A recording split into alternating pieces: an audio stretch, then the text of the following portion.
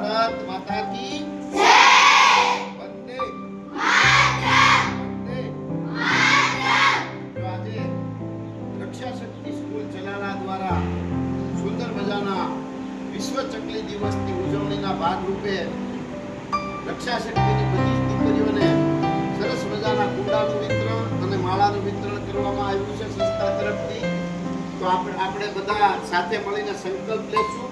તો આ માળો અને કુંડું ઊંચું રાખીને બોલવાનું છે. આજે